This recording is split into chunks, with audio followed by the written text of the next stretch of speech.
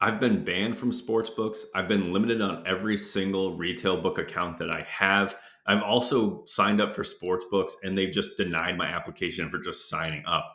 Now, even though I've been limited and banned from a lot of these sports books, I still have managed to make over $70,000 in the last 2 years betting with positive EV strategies. Today, we're going to break down all of the books that I have used in my betting career. We're going to rank them 1 to 10 on one will be the worst book with the hardest limits, the quickest promo bans, etc.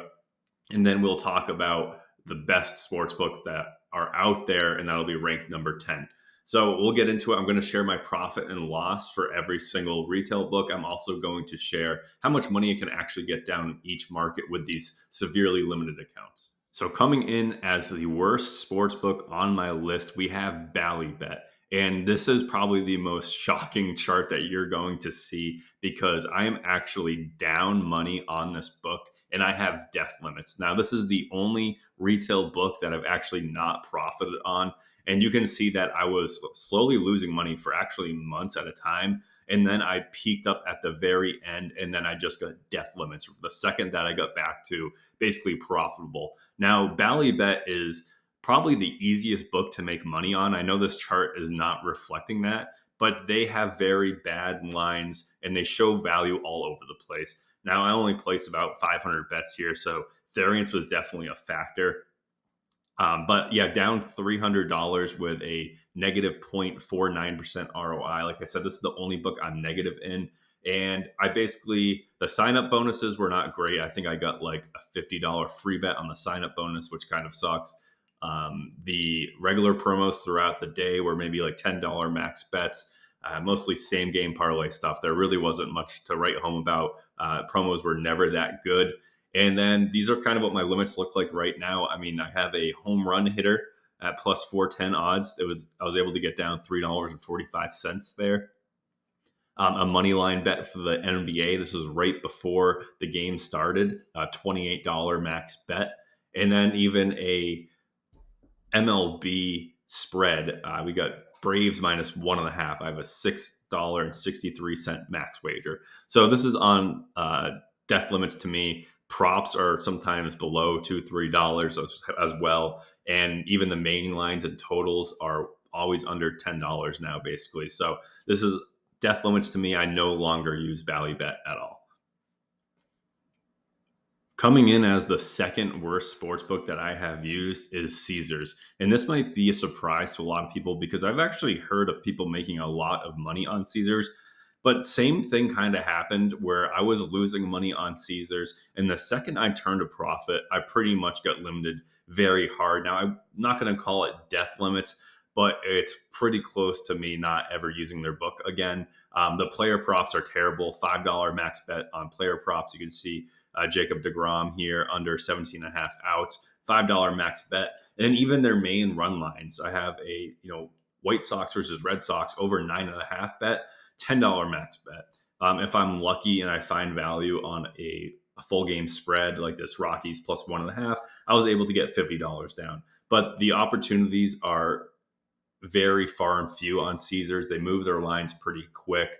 The promos were never that great. I probably got promo banned before I ever turned a profit. I hit some pretty hard limits pretty early on without turning a profit. And they were just really quick to really just start limiting my account hard. Unfortunately, I started down on them, so I wasn't able to really take advantage of them. Now, I know people that took advantage of Caesars for tens of thousands of dollars. So this might shock a lot of people that I only made 1,100 here. Maybe it was just my circumstances here, but yeah, Caesars is one of my least favorite books.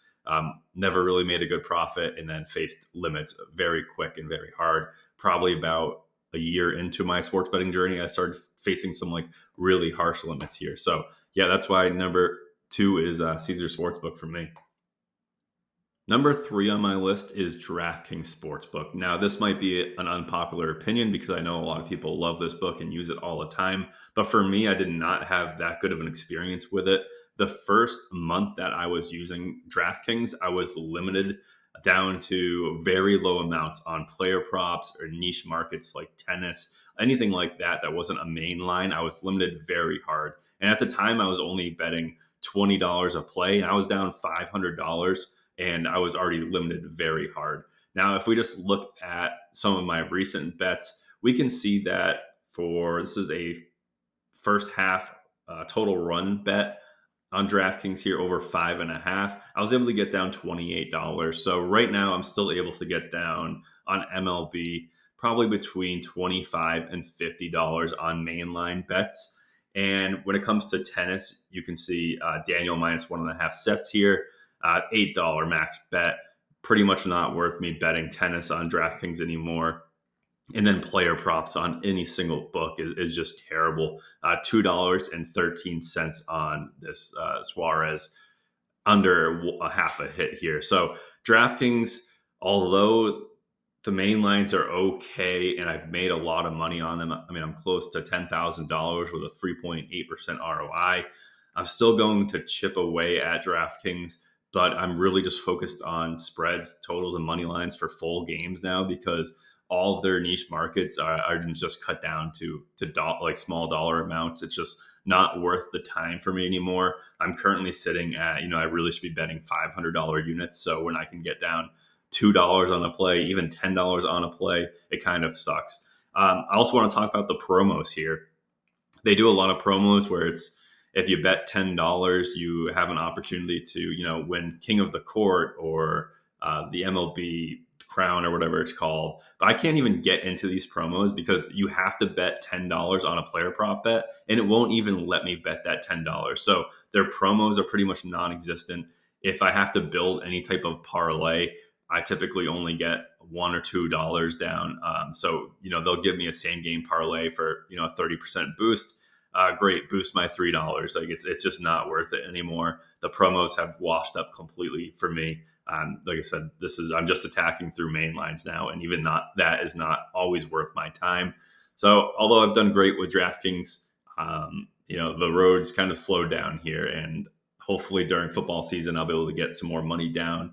Typically with any book, you can bet more money in the NFL because more money is just coming in. They'll take larger wagers. So we'll see what this looks like during the NFL. But right now with tennis, WNBA, MLB going on, it's a book that's really not on my radar right now. Next on my list is BetMGM. And I've actually experienced recently way worse limits on BetMGM than DraftKings. So DraftKings is probably a better book for me to use now. But the reason I'm ranking BetMGM a little bit better than DraftKings is because of the longevity of it. I have just hit death limits. I mean, we're talking about a couple dollars on every single market right now, but the longevity was great. I was still, until like a month ago, I was still able to get down $100 to $200 on every single main line. Props dried up within the first year of betting, but main lines were always there for me. Promos were pretty good at first. I was getting free bonus bets, like $50 bonus bets. I was getting all types of promos that were decent for the first 6 months to a year. That was great the whole time. And then if we also just look at the volume I've been able to get off on MGM here, we're talking about close to 4,000 bets with a 6.1% ROI. Like, this is the best looking chart that I might have. Close to $10,000 profits here. But just that ROI and the consistency of MGM just having stale lines and bad prices for me to take advantage of every single day was great, and a really good for building my bankroll. So MGM was just overall a great book for me. I'm probably putting MGM in the garbage, though. If we look here, we have Brewers and Marlins. This was under 8 runs, which was the main line here on a full game total. $10 max bet. I'm $10 flat on every main line. And then if we look at player props here, we have Vlad Jr. Over 1.5 bases, a $1.83 max bet. That's the same with every single prop I bet. There's no reason for me to bet props on MGM anymore. And since this last month, there's also no reason for me to bet main lines with these $10 limits. I have no more promos with them. So MGM is a book that has death limits to me as well. So I wouldn't consider DraftKings death limits because I could still get $50 on some of the main lines. So I would say Ballybet, Caesars, MGM are in a category of their own because I have death limits, and those are books that I literally will not bet on anymore going forward. But they were great building blocks towards my plus EV journey. So I'm thankful for what they've actually given me. Number 5 is Fanatics Sportsbook. And although I hit limits extremely fast with the sportsbook, it's been very good. I have a 12.6% ROI with $7,413 in profits, over 1,600 bets. And this is a book that I'm still using. So all these books going forward are books that I'm still using daily in one way or the other. So like I said, although I'm limited down to on player props, I have $10 max bets. But the amount of volume and the amount of edges that I find on Fanatics Sportsbook for their player props is massive. So I typically will not waste my time betting $10 a play. But with Fanatics, I will, because not only are the edges really good and there's a lot of bets to be placing, you also get the fan cash back. So if you look here at this one singles bet that I placed, I only got $10 down, but I made 8 cents of fan cash as well, which you can spend in their store or convert it into a bonus bet. So it's a little extra EV, I would say. So I hammer their props. When I have free time, there's always tons of props to hit because their lines are so off. If we look at other markets, some of the total bases market, which is better than like the singles and home runs and all that, they'll actually take a decent amount of money, like to win $20 typically. So when it comes to total bases for MLB, not too bad. $26 max bet for me there on that total base play. And then also tennis has dried up to $10 max bet. But main lines, I'm still able to get down about $100 if I find a main line total, spread, or money line. So Fanatics is staying in my arsenal. I'm picking them away, $10 bets on a lot of their props, and I'm taking that fan cash because I need some new jerseys every year. Number 6 on the list is ESPN Bet. And if we look at the profits here in the ROI, you might be asking yourself, why do I like this book more than the last couple? Because I've only made $2,700 here with a 2.6% ROI. Well, the thing here is there's no bets on ESPN that I feel like is a complete waste of my time. So like their total base markets, I still get $25 max bets on. And if I log in to place a mainline bet, I'm still getting $50. If you see this, Phillies minus 2.5 that I placed a couple days ago, I'm still getting $50 there. And then some totals, full game totals, I'm getting 100 down. So it's a book that I feel like isn't a waste of time for me to log in and actually try to find value on. Now, I typically run about a 3% ROI a lifetime with all the bets I place. So this is still on par. I'm kind of on a downtrend right now in the past 6 months. So I'm sure that's going to swing back up pretty soon. Promos were a quick ban on promos. And, probably the first 6 months I've got banned with promos. And, the props where I was limited down to that $20 range, like within the first month also. But it seems like main lines are always pretty good with ESPN. So it's a reason that I like them a lot and continue to use them every day. But after this book, we're really getting into the books that I find a lot of value on and that I'm able to really take for a lot of money every day and get down some serious bet sizing. So let's move on to the next one. Now, before we get to the next 4 sports books, if you found this information helpful at all, please take a second, stop the video, and just hit that like button. I've been really trying to build up this YouTube channel, and I can tell that the more likes I get per video, the better that video does in views, and just keeps me motivated to keep going. So please just take a second out of your day and hit that like button. All right, let's get to the next one. At number 7, we have Rebet. And if you're unfamiliar with Rebet, this might surprise you, but it's actually available in most states, even where sports betting is not legal. Now, the reason they're able to operate is because they are considered a sweepstakes book. So they operate under kind of a loophole where you buy coins and they give you Rebet cash, which has a direct correlation with $1, but it's their way around being a regulated sports book.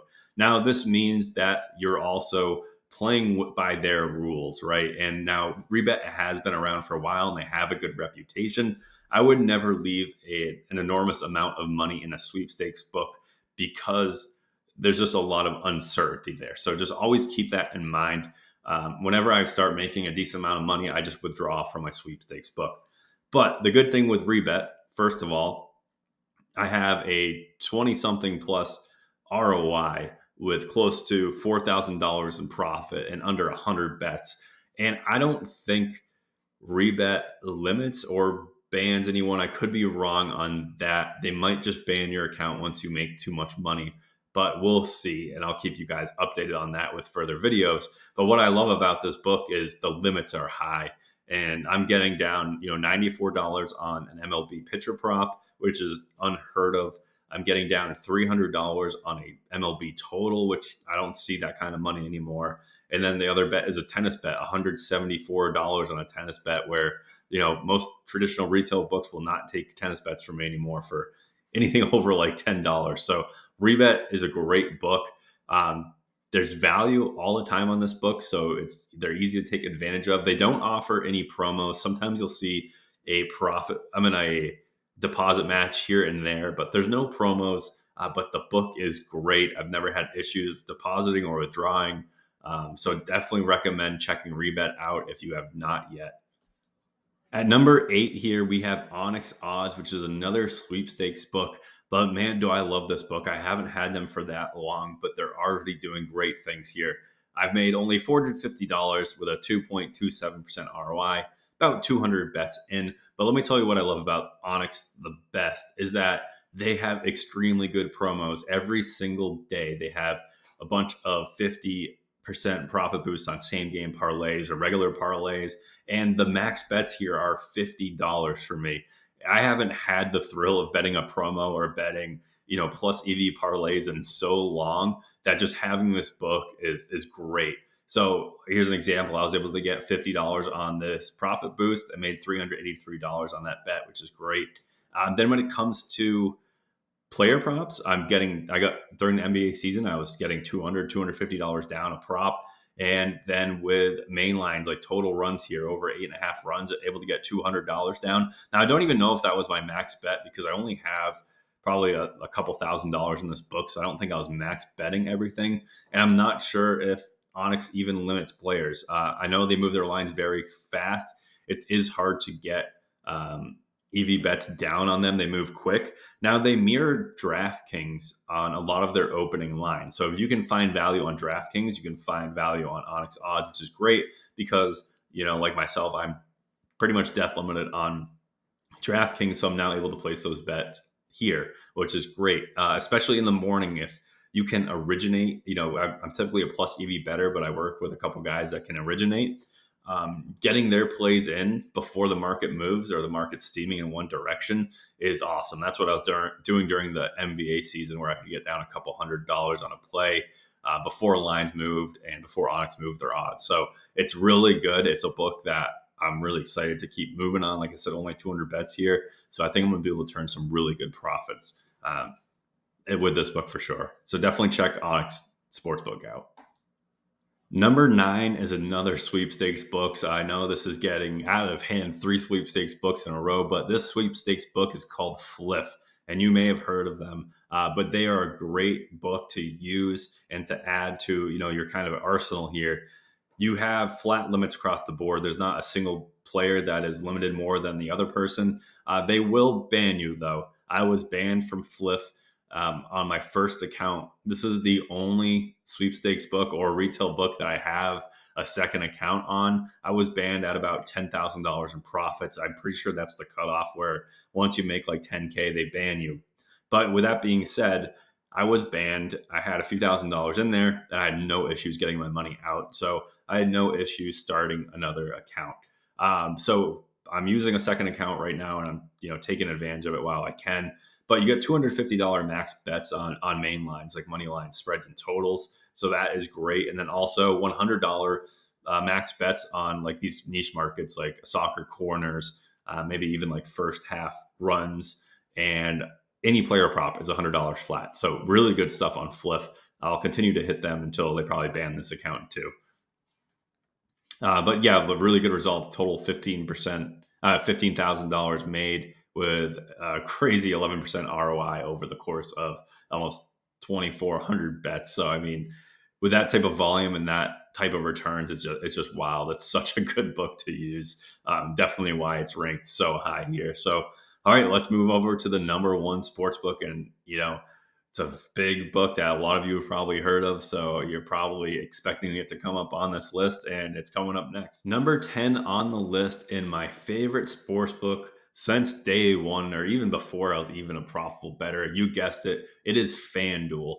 And there's so many good things to say about these guys, even though they have me as a profitable bettor and they've limited me down to about 10% of what a regular bettor can place. It's still very fair limits. And I just really respect FanDuel for taking this much action from myself and along with other bettors from the shark community for so long.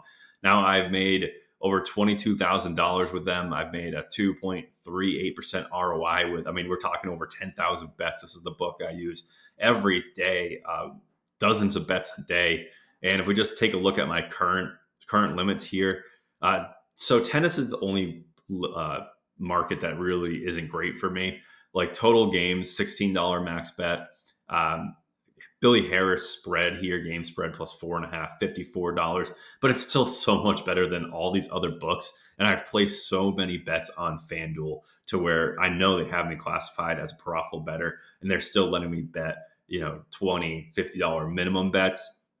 And then if we're talking about main markets, like here's a Brave spread. I got $142 on it. Now this is an alt line at plus 190. So they'll take a little less money when you're betting big odds like that. So really good stuff there. Some main lines, money lines, you're talking close to $500 bets. And then come NFL season, I'm sure I can probably get down close to $1,000 on some of these bets. So I love FanDuel. Their interface is awesome. They always have value on their lines, and they don't promo ban you either. Like I've never been promo banned. What they do is reduce your limits. So like at first I was maybe getting $50 max bets on these promos, but I still get all the promos that everyone else does, just like my Square friends, but mine are, $5 max bets or $10 max bets, while theirs are 50 or 100. But it's still awesome that they let you basically get freebies. They have free plus EV plays with all these promos, and it's great. So FanDuel is definitely number one for many reasons. I know a lot of people love FanDuel, and it's pretty much every plus EV bettor's favorite book. FanDuel is a great book, and I will continue to bet on them. But the sports betting market is adapting, and the sharp bettors are starting to switch, and they are starting to bet on exchanges. And the number one reason is that exchanges will not limit profitable bettors. That means if I make tens or hundreds of thousands of dollars through them, I will never be limited. The reason that is because they are just an exchange. It is a peer-to-peer betting service where the exchange just holds your money and takes a small fee for holding onto your money and settling to the winner. So if you really want to scale and build up your bankroll, you're going to have to eventually learn how to beat the exchanges. I made a video on how to exactly do that. And this is really the way that the sports betting market is moving. And this is going to be my main focus for the next few years, is how to beat these exchanges. So I appreciate you guys watching. Please subscribe to the channel, and don't forget to leave that like if you've watched this whole video. I'll see you guys next time. Good luck out there. I hope you guys make some money.